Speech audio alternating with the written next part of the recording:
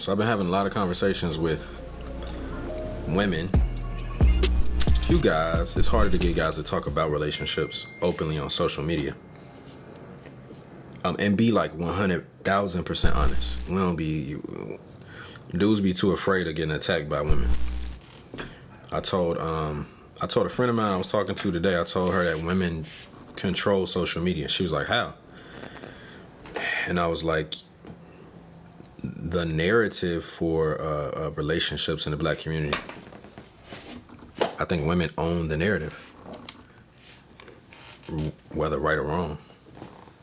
I think women own the narrative. And I told her I have seen specials on ABC that talked about successful black women who can't find mates. And I saw something like that on maybe MSNBC. Like I've seen it on like little specials done, you know, where they're interviewing, they got some B-roll footage, the women going to work, all these great things, you know, and they're like talking about their issues with finding men that they feel like they really can be compatible with to build, you know, healthy relationships. And I was like, the troubling part for me about that is, I won't say troubling, but where I feel like the opportunity is to actually engage with men. And so every time, you know, that narrative plays out, you rarely have, I think, mature, honest men who are the type of men that the women who are talking about want to be with, actually giving like some feedback and insight and just sharing their perspective, you know. But my friend was like, nah, nigga. Nah, that's not the truth. I was like, how?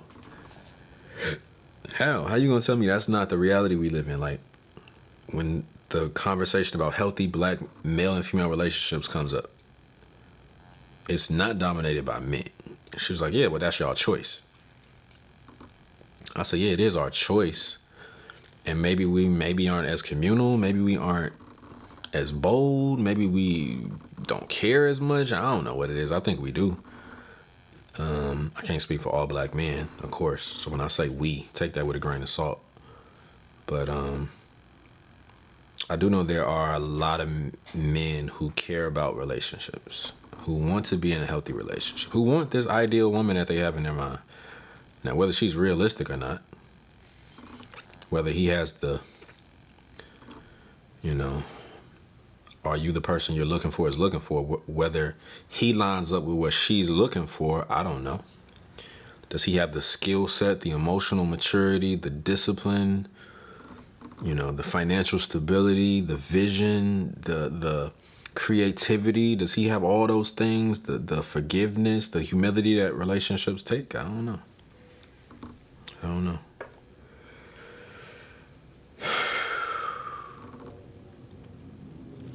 I think for those of us who are single, it's a tough conversation because it's so layered for us. You know, every other group, you can think of, you know, white folks, Hispanic, Latino, I don't want to say the wrong word, wrong term. Asians, I don't know, man. Our history is so complex. It's so complex. I was just reading the other day something in a book I got called White Tears, Black Scars. It's about the feminist movement and how white women heavily benefited from it and really have not, don't really connect to black women as much as they try to. They're always the victims. Like, they're the perpetual, most precious thing in white America is the white woman. I said in white America. And so in this book I was reading, it was talking about, I forget her name, because it mentioned several different, you know, the book was detailed, really good book. But it was talking about slavery.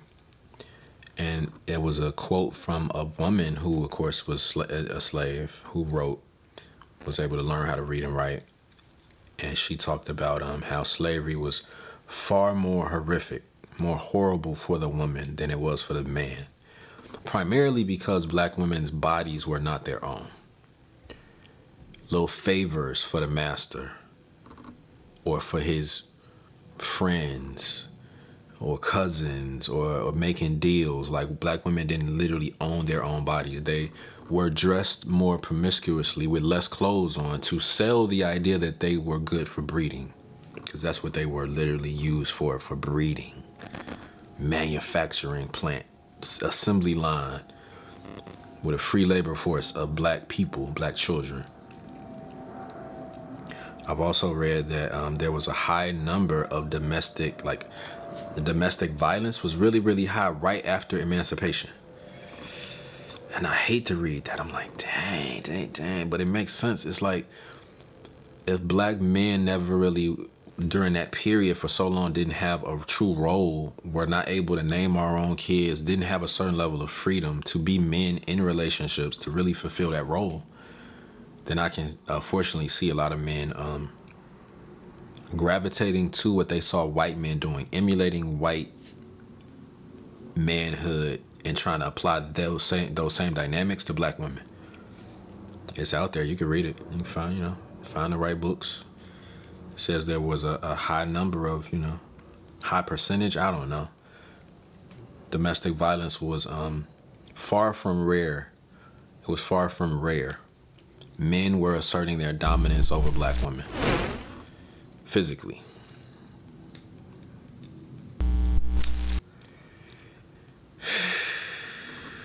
Skip some years. 1920s. 90% of black fathers were in the home. Early 19th century. 90% of black fathers were in the home. This was during Harlem Renaissance period. This was during Black Wall Street. Something was happening in black America. I believe that the data shows this, the stories, the context, right? The history shows this. 1920s, 30s, 40s. 50s, if we look at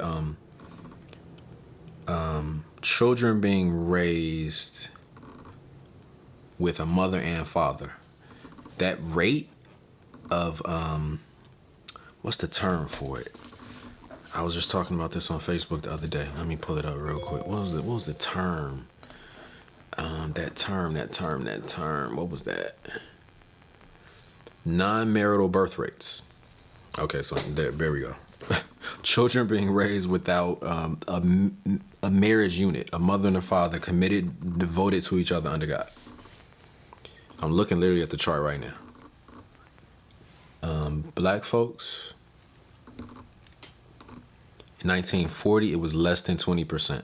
Less than 20% of our children were born into, wedlock without a mother and father. 20%. 1960, it crossed 20%. 1970, it crossed 35%. 1980, we crossed 55%. 1990, we got to 70%. 2010, we're sitting kind of right there, a little bit above, under 70%. So how do we go from 90% of fathers, specifically I'm talking about fathers being in the home, to 100 years later, less than 20% in the home? Jawanza Kenjufu, really amazing educator out of Chicago. I love his books. I've read all of them. My mother raised me on that stuff. Countering the Conspiracy to Destroy Little Black Boys, a series. Adam, Where Art Thou? Black Economics. I've read everything of his. There's a book that he talked about. He brought up labor. I thought it was really interesting. He said one of the biggest factors people don't talk about is the notion of work and labor changed for black men. Labor changed for us. What does that mean? We went from an agricultural society to an industrial society. My grandmother had, on my father's side, had 11 kids. On my mom's side, 13. Those are huge families. How did they provide for those families? How did they make it work? I don't know if it's nostalgia or black families just had more values and more things going than we do now in 2021. I don't know. I ain't lived back then. All I can do is extrapolate and ponder. But what I do know is those really big families, men, I was born in Gary, Indiana, Steel Mill City, first black mayor in the country.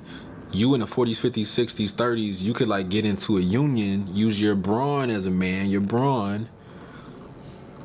You could get in a steel mill, you could work. You could stay in that steel mill and try to stay in that union and work and provide for your family.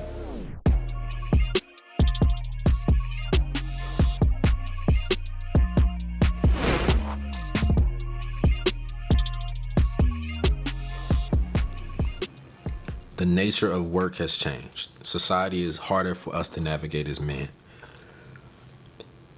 And I don't know, man. It's like I don't hear people saying it often, but I literally think, believe, and know that an entire generation of fathers, basically left an entire generation of black boys and black girls.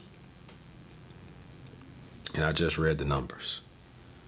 We went from, in 1950, less than 20% of children, basically 80% of children in 1950 were born with a mom and dad married. 80%. 2021, less than 20%. Mom and dad marriage unit. Designed that way by God. There's some benefits. There's some things you learn from your father that you don't get from mom, and vice versa. It's why it was like, this is design. This is divine design. There's wounds that happen when you don't have both. I don't care how you came out. I don't care how successful you were. In a healthy, stable, heterosexual male and female relationship, the benefit of having both parents, I can't even put into words. So I often question, in these conversations about black men and women. It's a ton of groups on Facebook. It's probably thousands of groups talking about it. The vitriol is so tough. I almost feel like we hate each other low key. I'm in a lot of these groups. I see the conversations. They go left so fast. We are so disrespectful to each other. We're so dismissive of each other. We blame each other. And there's still love. Don't get me wrong. I'm not harping on all the negative, but I am saying, like, I see it. I hate it. I look back at the research and the data, and I'm like, damn, something happened in this last century. Something happened to the black family. I know this Monahan report came out. I remember my mom telling you about that. My mom's a therapist. I remember her telling me about this. This guy, white guy. What's his name? Came out in 1965. Monahan report, the Negro family, the case for national action. Right, this report that basically came out, let me find a quote, something worth reading. Let's see. After an intensive study of the life of Central Harlem, the board of directors of Harlem Youth Opportunities Unlimited summed up their findings in one statement: massive deterioration of the fabric of society and its institutions. It is the conclusion of this survey of the national data that was true of Harlem and can be said of the Negro American world in general. If this is so, it is the single most important social fact in the United States today. At the heart of the deterioration of the fabric of the Negro society is the deterioration of the Negro family. It is the fundamental source of the weakness of the Negro community at the present time. There is probably no single fact of American Negro life so little understood by whites. So, this Monahan report is incredibly interesting.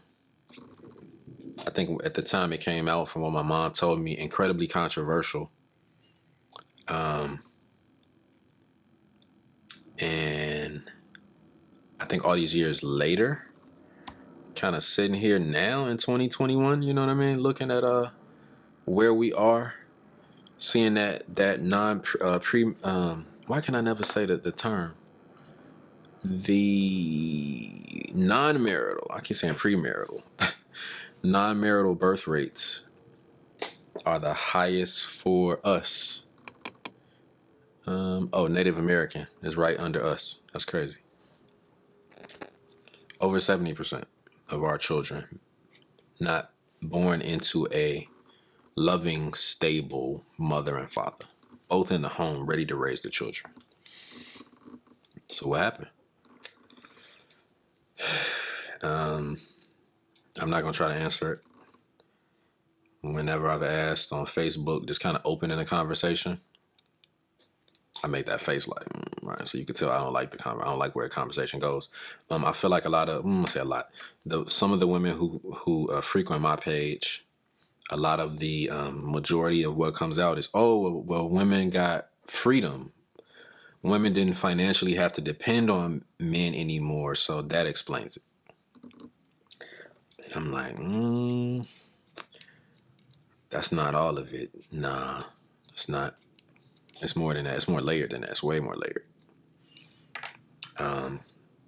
You don't have to dig deep to also know somewhere around there they created welfare, which basically created a benefit to not having a male in the home, because you couldn't get those funds if a man lived in the home, and they would check. We got to wrestle with that. Was that a subconscious government aid assistance that had this adverse effect of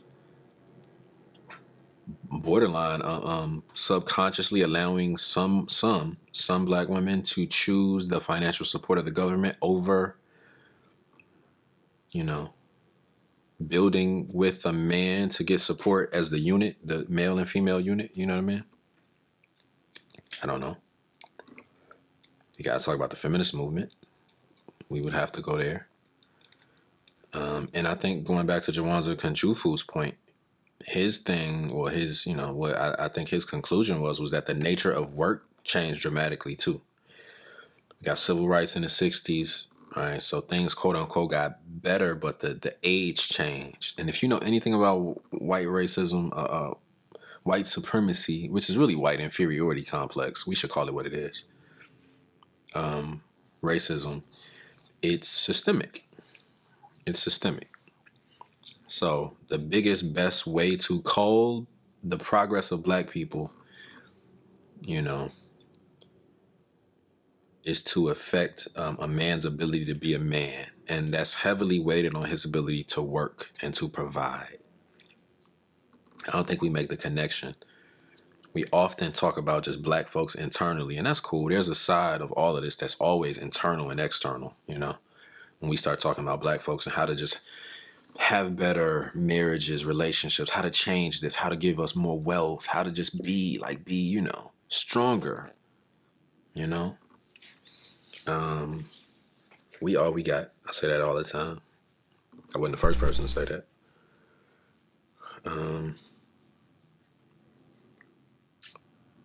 But I do think that work and labor and I said it to this day, I was talking to a friend of mine the other day, I was like, yo, think about it. Back in the 50s, you could get in a union. I just read that even from the Monahan report, right? Trade unions. You could get a union and work. I grew up in Gary. A lot of people worked in a steel mill, for 20, 30 years. You could slowly just work your way up, but you had a stable job. They needed that brawn, industrial. As stuff started to go more technological, now I need 2, 3 degrees. I got 2 degrees. You need 2 degrees. You need a great LinkedIn profile. You need a hot resume. You need a great cover letter. You need a good portfolio. You need the networks, the connections. You need to know how to network and connect and build connections. You need some HR people in your pocket. You need a great brand. You can't be saying crazy shit on Instagram and Facebook like. And then we start talking about, the pipeline to prison. I think they say 4th grade, 5th grade is a critical grade for black boys. I don't know if it's still true. I read it years ago. They said 50%, like less than 50% of us are graduating from high school. So that means very few get to college. Only like 30% is graduating from college. So that means less are going to get to master's level. Less are going to become PhDs. And then I had a conversation with a friend of mine. Shout out to Fanae. We had like a good 2-hour conversation the other night. Because people like Kevin Samuels, for example, whether you love him or hate him, like him or not, this ain't about him. Like, pause on a second for him, because people get so trapped into him and his, him as a person. I'm asking you for a second if you're familiar with him, and to pause on him as a person and think about the content. All he really does is, I think he's resonating with so many men because a lot of good men feel like we've been looked over. And the narrative for so long has been that successful black women can't find, good partners. And so he kind of, in a diabolical genius way, gets rid of the narrative because he's having one-on-one conversations with women. And there was a woman who, for example, I saw one video, it blew me away. She was talking about some issues she kind of knew she had from childhood, you know what I mean? And, he was asking questions about her dating and all this different stuff. And these women call in, they call in to get a man's insight, just to get honest perspective, And she basically was like, she's a therapist. And so her issues and the things that like she knows she needs to deal with just as an adult to be emotionally healthy and ready for a mate, right? Because the therapy is huge. My mom was a therapist, so huge. She pretty much was like, well, because I'm a therapist, I don't like, and she kind of laughed about it. She was like, I don't need to see a therapist because I am a therapist. And he was kind of blown away. And even me, I'm like, what? So once again, I hate to say, but I do need to say, to be honest, any of those conversations I've seen with somebody like him, he's exposing that there are, I don't know if it's a lot, most, many, what, but there are black women who want to be in healthy relationships with black men who literally have such crazy expectations, unrealistic, and this woman hasn't even done the work, the self-work that we all have to do to be healthy, to be in a relationship. Because I'm a therapist, so I don't need a therapist. My mom was a therapist, you need a therapist. A mature therapist makes sure they have a therapist. You can't do therapy on yourself. Clinical therapy on yourself. Nah, you don't want to try to do that. Get a therapist. So we was having this conversation on Facebook a couple of weeks. I'm going back and forth with people.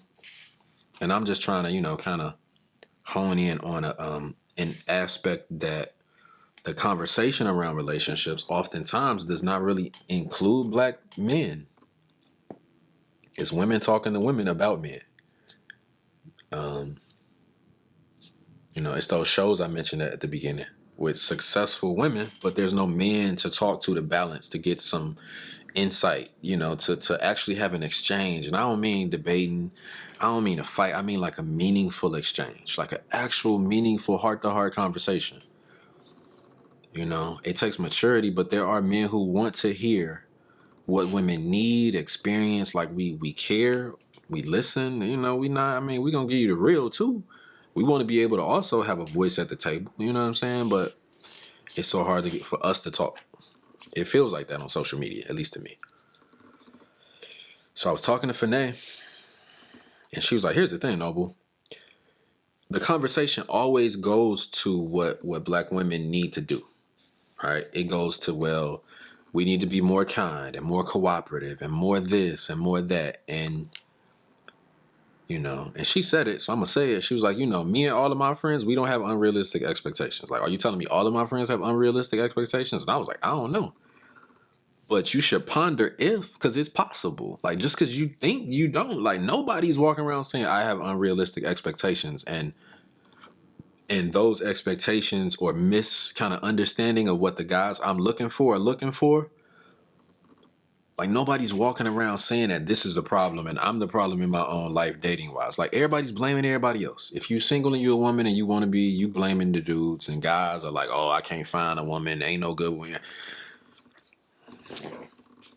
It's just a big circle.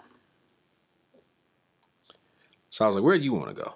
Where do you want to take the conversation? She was like, I want to take the conversation to the pipeline, the disparity, because you as a man, even if we go with the quantity versus quality argument, you as a dude making six figures with all your teeth, with no baby mamas, with some level of emotional maturity, with a couple of degrees, if we can quote unquote call you successful, never been to jail, A, B, and C, if we can give you that label, then you as a man have way more options than me as a black woman. You're going to see more women that you at least can date, decide to either marry, not marry, be with, but at least you have more of a pool of people. We don't even have the same pool. For every you, there's 3, 4, 5 of me.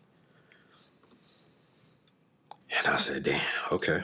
All right, let me not defend, let me wrestle with what you're saying. Let me wrestle with it. Let me be you. Let me empathize fully. I ain't gonna fight you, I ain't gonna push back. I'm trying to hear. And I think, where we end up going from there is like, as a man, I know a lot of brothers are struggling. I had a friend the other day, she mentioned on Facebook, she was like, I don't want to be in no struggle love relationship at 40. And I was like, but a lot of brothers are struggling at 40. Like, everybody, just because of an age, like, who said you had to have everything figured out at 40 or 35 or 22? Like, it's just, life is real. Life is real, man. Like, we got to throw away all these little models we got for everything and where somebody should be. I think we make our own lives really, really tougher by the shoulds. You should do this. You should know how to cook. You should know how to be this or that. And I'm talking about both sides, saying what the other side should be versus taking you as you are and figuring out how to build. So what I told her was, I was like, yo, for now, I'm be real with you. When we start going down that conversation of like why there aren't more quote unquote quality, once again, if we talk about a couple degrees, vision for their life, trying to, want to be married. That's the big thing. You gotta want to be married to get married. Want to be a father to be a good father. You gotta want that. As a single dude, I would say you gotta prepare for it. But right, so I'm trying to keep this like quality man because I don't want nobody to get all sensitive about it. And I don't think brothers will. Y'all know we need to make some money. You need to. There's certain things, you want to try to be fit. You want to, try to keep up with your fitness and look good for your woman, for yourself first, but for her. There's nothing faster that's going to dismiss you than being an overweight, non-productive, I don't want to work or seem like I want to work lazy dude. And what I told Fanay was, I said, here's the thing, though. I've never met a black man that does not want something out of life, that does not have this internal wiring for greatness. Now, maybe he's not equipped. Maybe he didn't have mentors. Maybe he has no other men in his life to help him get there. Maybe he doesn't have anybody who will call him on his shit, right? So we can go there, but we gotta go back to high school then. We gotta talk about graduation rates.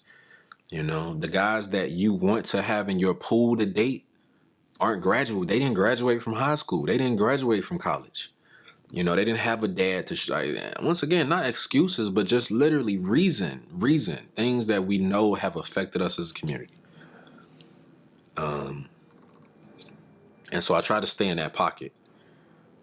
And it took us to that conversation, which is like, I hear you as a black woman. You just want to have more people, more men that you honestly, genuinely view as just options. I hear you. I get it. The camera cut off.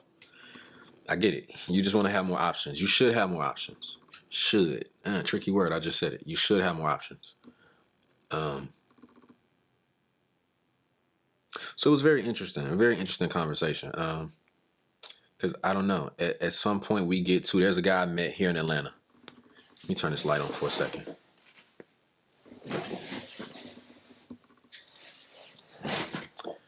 That's a lot of light. Let me turn this down.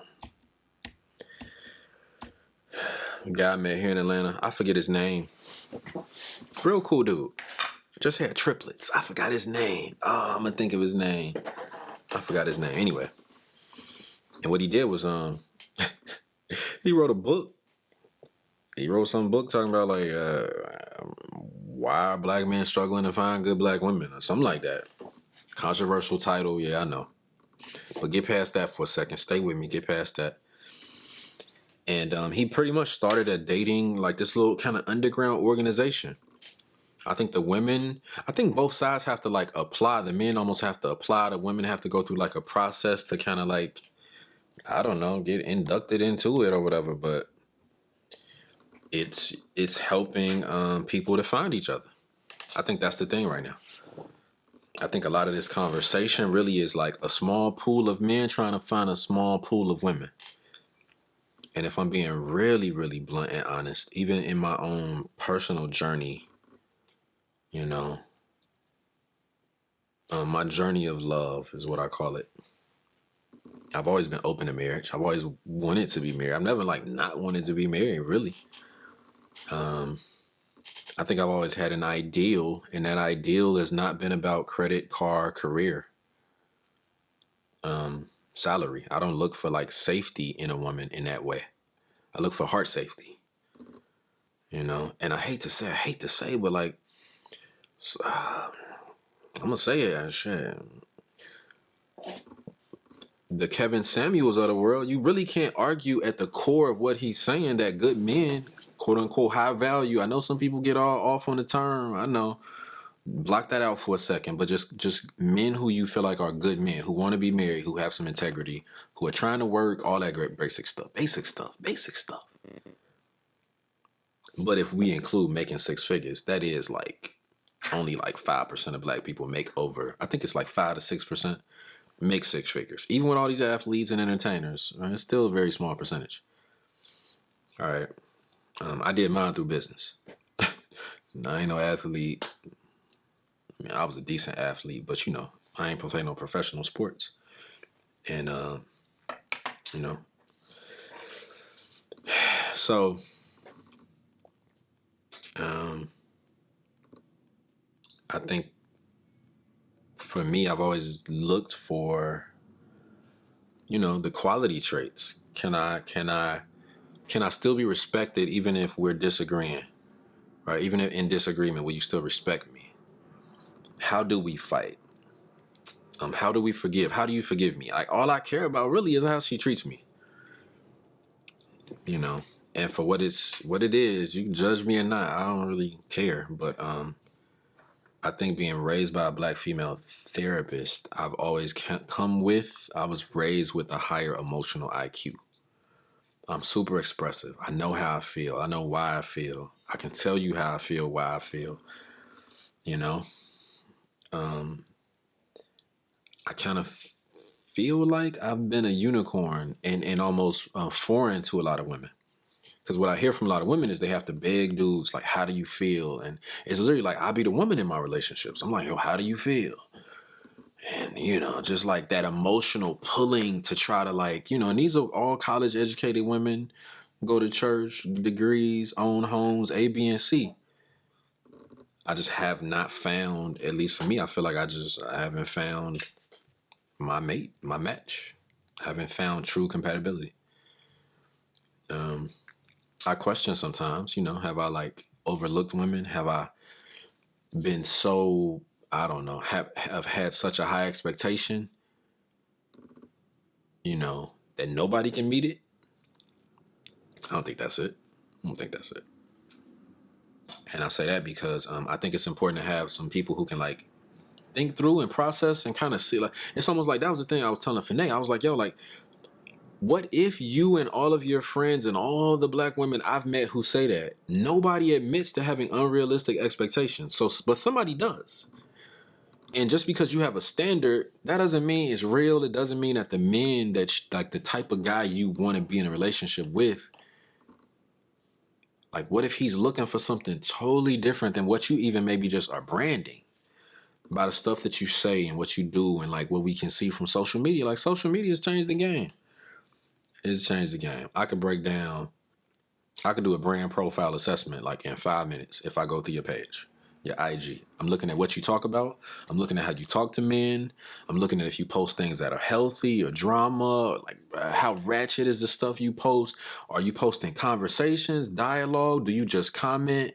I'm paying attention to all of it. And 99% of the time, the women I've dated where I got the chance to look at their social media profile first, they were exactly who I thought they were. And I mean that in a good way. I mean that in a good way, you know? I don't know if women know how much we, or at least guys like me, how much we process. Because we know what we want. We know what we don't want. We do. And I don't know. Once again, I really tried to listen and hear my homegirl's heart. I really tried to hear her heart on this stuff. And I'm like, dang, I get it. You want more options. But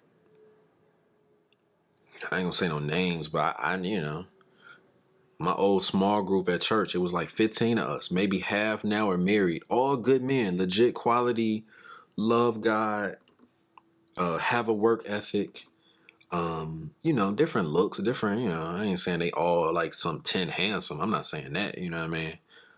But all decent men, quality men who I believe would be really good husbands and fathers because of what I know about them.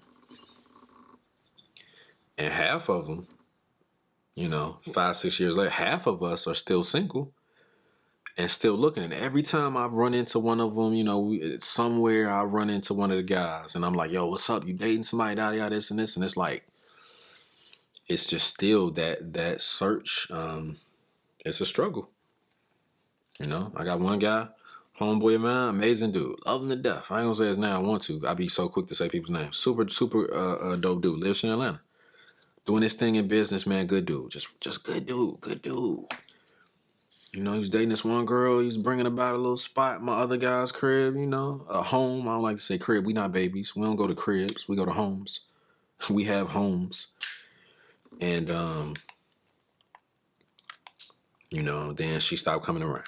I was like, what happened to her? And he was just like, you know, he tried very hard to talk to her about like expectations because of his business and where his business is, you know, and she just like her expectations for what she wanted. It was almost like he had to like put her before the business.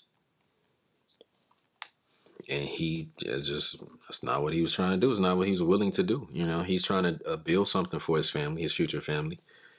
From the conversation we had, you know, he tried to navigate this with her, let her know how important she was, but that a lot of his time is, you know, it just is what it is in this season. And they couldn't, you know, she couldn't see eye to eye with him. She, I think, broke up with him.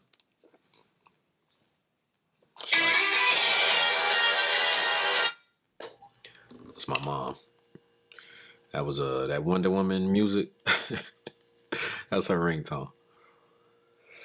So, yeah, man. I don't know. I just want everybody to be happy. Honestly, I have some female friends who I think are amazing women. I wish I could snap a button, snap my fingers, push a button, and help them to find the guy because I think they're out there. I just think it's like the people are looking for, we can't find. All right, I think the women who are looking, and don't get me wrong, there's some men with unrealistic expectations, and there's definitely, and I'm saying that because I've lived this, there's definitely some women who are priding themselves on my car, career, credit, and home, and none of that stuff is what men are looking for. It's icing. Your character is what we care about. Are you cooperative? You know, respect, deep levels of respect. Do you respect me? Like, do you respect me? When you disagree with me, do you snap on me? Like, man, it's a lot. It's a lot to talk about. It's a lot to talk about. And then once again, you know, so many brothers I feel like are trying to navigate this manhood thing. That's the other thing I told Finay. I was like, yo, honestly, I've like winged manhood. There were some certain things I got from my dad. There were certain things I didn't get. He didn't live in the home. You know, he provided certain, you know, things definitely. But him not being there in the home and really having those conversations about manhood and literally chiseling my ideas to show me and teach me what it actually is. What am I had to learn it on my own. You know what I mean? I had to learn it in books. I had to pull from the few positive men I could pull from. I never really had a mentor that stuck around for too long. Like, so many of us are winging it. One of the biggest issues is the fatherlessness. And it affects both. That's the thing. It's like, it affects my generation because a lot of us don't exactly know, didn't get a model for manhood. But then our women who want us to be this don't realize that we don't even know always how to be this because we didn't get taught how to be this that you want. So y'all got some frustration and justified anger. But because you saw your mom, you didn't see, well, let me say it right. You didn't see your mom in a healthy, respectful relationship with a man. There's certain things about womanhood that you don't get. And then brothers like me are like, yo, you too rude. You don't, you're not peaceful. I want peace. You're not peaceful. You don't know peace. You don't know what it's like to establish peace with a man because you didn't see your mom establish it with a man. And then we go back and forth in circles. We could just keep going back and forth. I didn't get this, you didn't get this, you didn't get that. Oh, I didn't get that. Well, I didn't see that, but you didn't see that. But that affects this. Ooh, it's so layered. Ooh, it's layered. So, you know, I think most of us are just doing the best we can. We're trying to, you know, we're trying to work, you know, we're trying to pursue our dreams, trying to, select the right people that we chime with, that we feel we got a good vibe with. Hopefully are building healthy attachments. Relationships aren't taught. I think black, I ain't gonna lie, I think black folks need like legit for real. We need like a 8-month class on dating, on courting, on building a relationship, on like just basics. Cause we just, we kind of, it's like, even if you just ask somebody what's dating, it's 20 different definitions. What's courting? The funny thing about courting, like, most people can't even explain what courting is. I've met women who literally say they want a man to court them, and I'm like, what does that mean? And they really can't even define it. And I'm not beating up on the women, I'm just giving an example. I was talking to somebody recently, and I was like, you know what? Here's what courting is. Courting is when you approach the court. She's like, what does that mean? I was like, if I was courting you, or to court you, I wouldn't just spend one-on-one time with you like we're dating. I would ask your parents for permission to spend time with you. I would hang out with some of your male and female friends and let your court, the people who get to judge, who help you make these decisions, right? Your kind of informal, if you will, court, your support system. I would make my intentions very known with the people that you care about. I would approach your court with a certain manner in honor and respect. I would approach your court. Just that alone will kill most of the crap people go through. Because you go through it in a little silo. It's just you and him, you and her. Nobody really knows the stuff you're going through. And if they did, they probably would have told your black ass, you need to leave her alone. You need to stop messing with that Negro. That was the benefit of courting. You kind of put yourself out there publicly enough for that woman, I say it as a man, for that woman's circle to know that you're serious and to keep you accountable. Because you're doing it publicly. There's a public piece to it. We don't do that no more. We be in people's DMs. And then when a relationship goes south or the situationship goes south, nobody knows what happened. Because there was no accountability. That's what courting provides, some accountability. So yeah, man, I don't know.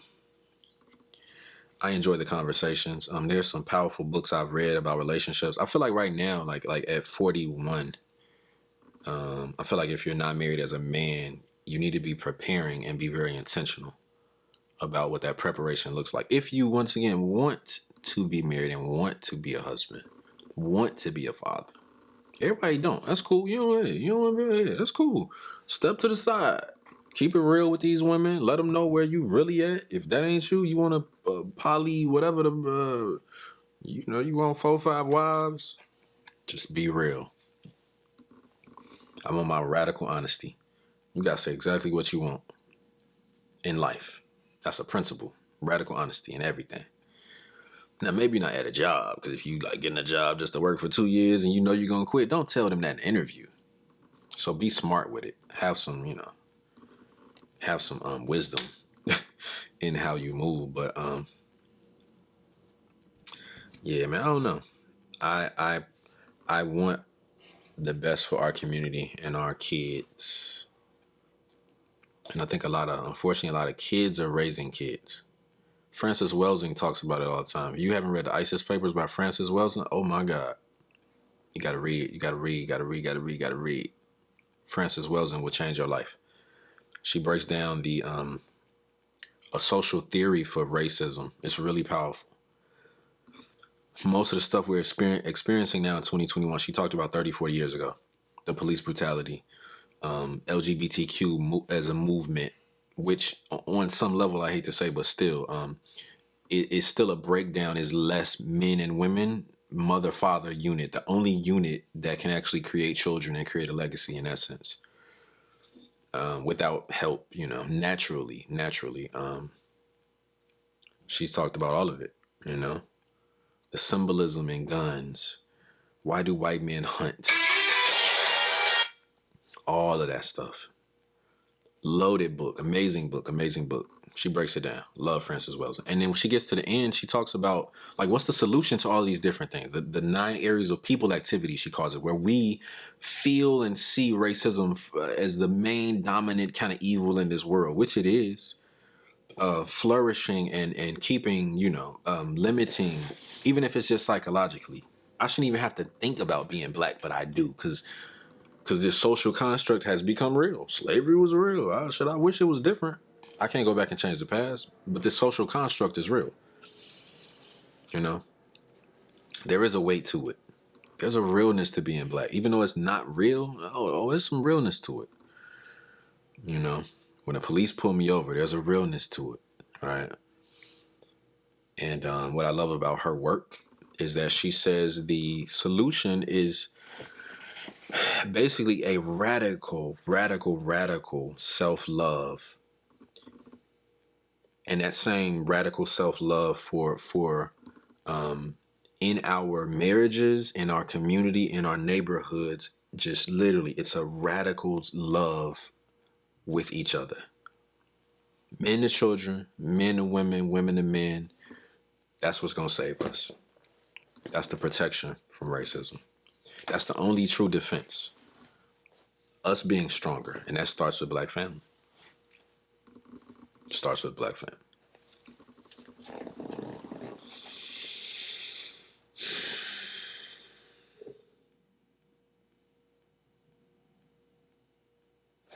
It's tough. I think it's tough when you want to be, but you find it. I was talking to a friend of mine. I call her a friend. She's actually an ex-girlfriend. We were talking recently, and I was telling her, like, we had this whole conversation about mutual submission. I was like, well, I think women kind of have more of an issue with the word submission, but biblically, we're supposed to submit to our wives the way Jesus submitted to, right? So it flows both ways. She was like, right, mutual submission. I said, but here's the thing. Give me an example of submission that you think is hard for men to like process or do. She was like, I got an easy example. Cleaning, helping to keep the house clean. I said, helping to keep the house clean? You think that's hard for men? Then I thought about it. I said, damn, you know what? That is probably a lot of women's, a lot of wives. He doesn't help at home enough. He doesn't help with the baby enough. He doesn't help keep it. And before I even started to debate, I was like, let me step back. Because even a few times when I went to visit her and during our relationship, there was some time, like, I'm just not the neatest. I'm not super anal. She is. She's like, yo, put that, everything has to be perfectly, you know what I'm saying? That's not me. That's not most dudes, at least from what I know. And I was reminding her, I was like, you remember that time you left? And like when you came back, I had like pulled out the rugs, I had mopped, swept like I literally was just like, I want to make sure you know that I respect your space, your home. It's not mine. I'm not as neat as you, but if I ever leave something out or A, B, and C, I'm not doing it to be mean. I'm not doing it because I don't care. I'm doing it because I'm just being me. Like I'm not you. If you're super anal, that don't mean I'm going to be, even if you want me to be. Now I can hear you and process that you want me to be whatever. So I'm like, you know what? You're right. That is an area I think of mutual submission. And so we was going there, and I was like, but here's the thing. I said, let's talk about communication for a second, just as an example. I said, the agreement is what's really important. She said, yeah, I agree. The agreement is important. I said, no, but hold on before you start agreeing. I said, because there was times you used to be on the phone, you used to be on IG.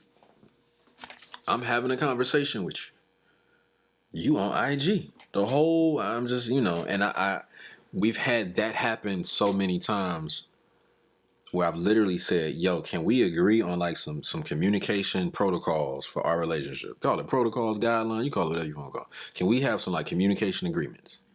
Because sometimes I'm on Facebook, I'm on my computer, she be talking to me and I'm typing away. Huh? What you say? Wait, what do you do at work? Oh, yeah, that was bad. I don't even know what the hell she talking about, right? She would know I wasn't paying her attention. She wasn't getting my full attention. She'd be on her phone on IG a lot. I'm not getting her full attention. I'm like, I've literally had that conversation with you where I've said, will you meet me in the middle? Let's talk about what you need, what I need, and let's like figure out the routines for our relationship. We gonna talk every night or not? We gonna text in the morning? Like, just what are the, like, if you telling me about work, as soon as you say, hey, I want to tell you about my day, I gotta get off Facebook. Or if I'm like, hey, I want to tell you about, We not right. What are the rules? What are the things that we're going to agree upon? Agreement is huge. Agreement is huge. It's a practice in every relationship. I've tried to practice agreement.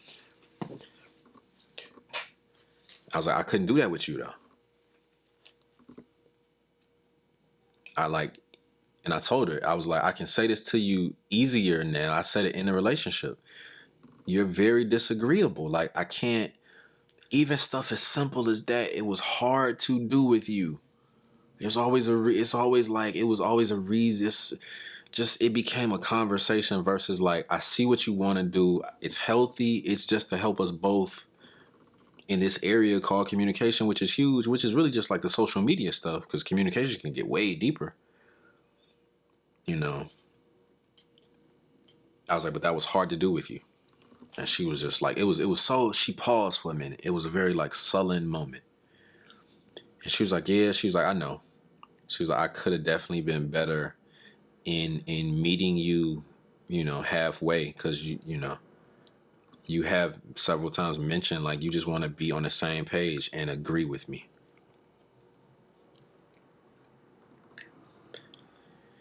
And I was just like, I don't know. Like where I was going with that is, I think there's I know for a fact there are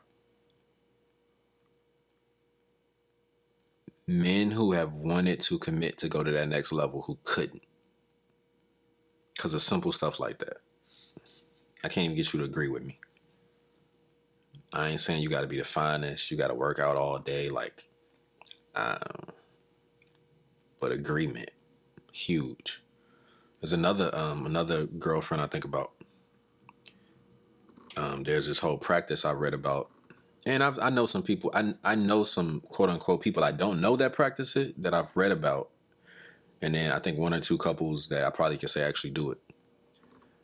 But what they kind of agree upon is almost like, if they ever get into a spat, a fight, an argument, there's always going to be like a mutual I'm sorry and I apologize for getting there, and then they try to they try to own what they did that contributed to it. Apology, I'm sorry, and not like I'm sorry we got here, but like for real, like babe, I'm sorry, like I'm sorry, I could have did this better, I didn't have to say that, I know you was just some, I know your heart, right? And if you think about it, I'm about to say bro, if you think about it, bro, I'm talking to dudes right now. If that's a practice in your relationship and both people like agreement. I just saw this thing with TD Jakes talking about agreement a couple some months back. He was like talking about the principle, the power of agreement. The power of agreement. You know, in Latin, to agree means to please. Like when you agree, you're pleasing your partner. When you find agreement, I'm not saying you got to agree with everything they say, but when you find agreement, you're finding like you're pleasing your mate. You're making a relationship more. You're raising the equity in the reciprocity. That's kind of weird to say, but you are. And yeah, so that was a real dope principle. I was like, wow, this is something I want to practice in my relationship.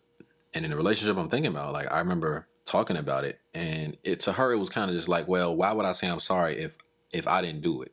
Like if I don't feel like I did whatever you think or what if it was just all you? Like what if I didn't do anything? What if it was you? Clearly we not married today. Matter of fact, I think she did get married. I pray they having a happy, healthy marriage, because I wasn't gonna marry you, because I can't get you to agree on forgiveness as a principle, as a practice. So, you know, and of course, for somebody judging me right now, I'm not sitting here saying like I'm some perfect dude, but I damn sure have done the work. I damn sure have tried to listen. You know, have tried to really be able to get through the tough parts and do the work that relationship requires. When people ask me why I'm single, I always say the same thing. I say I've successfully avoided marrying the wrong woman. I feel like I have. Like, I ain't some bitter, mad single. No, I just haven't found compatibility for me. You know, I think most of my relationships fail in the Problem stage. Jawanza Kanjufu said you got selection, romance, problems, commitment. And could think of commitment as marriage. All right. And then once you're married, you're repeating that cycle over and over. Why? Because every day you got to reselect the person you married. And then you're going to have some more romance and you're going to have some problems. But if you don't have the maturity comes in, not in the selection. Maturity, the self-awareness comes in during selection.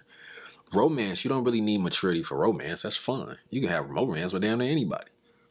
But you don't know if you selected well until the problem stage. Why? Because I don't really know you until you don't like what I just said, until you don't like how I think, until there's something, a way that my mother raised me that your mother didn't, and you don't think it was the best way to raise a boy, and how I am is just, ooh, right?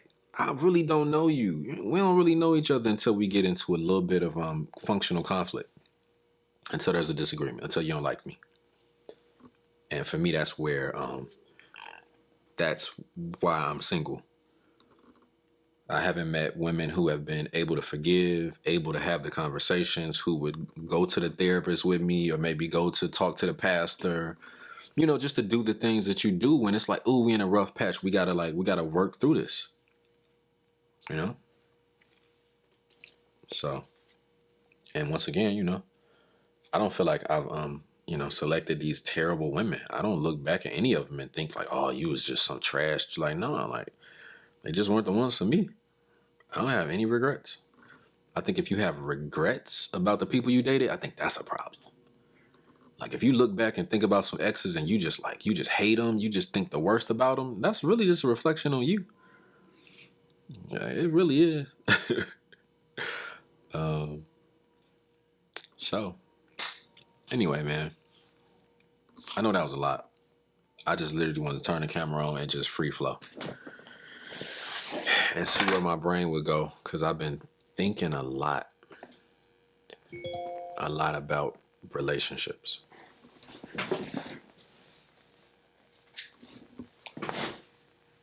No, this ain't. Been playing around with this look. I love this light. It's a little light with the gradient, and I got my little remote so I can change the color. But that purple really is the best. The purple, I can make it I can even go to white. But that blue though, that blue, white, the blue, oh, that's green. That purple, well, red ain't bad. But that blue, that purple right there, that's nice. So, welcome to the channel. I'm gonna do a lot more of this, and let's see where it goes. I'm just a guy who I would say who really loves himself. I was raised by a black female therapist. I was raised very differently. My emotional IQ is a bit different than most dudes. I'm very in touch with my emotions. I have emotions. I probably cry once a week about something that just hurts my heart that I see in the world. Sometimes it's something good. Like I can just see things on IG sometimes that are just so dope. I'm just like, I'll be like a little baby for like 5 minutes and then I bring it back together.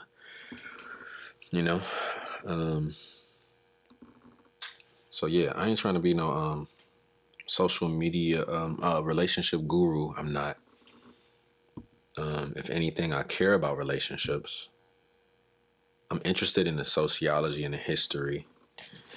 I teach people how to invest. That's actually my business. I teach people how to invest in the stock market, how to trade options, and how to trade futures. I mean, you can trade foreign exchange too. It's all the same. If you give me a chart, I can help you make some money. But that same really, really harsh analysis, the level of life I've learned to live by being a trader, you can't pretend you're a good trader. You either making money or losing money every day. It's very, very black and white. You have to face the truth in a way that no other profession, I think, forces you to.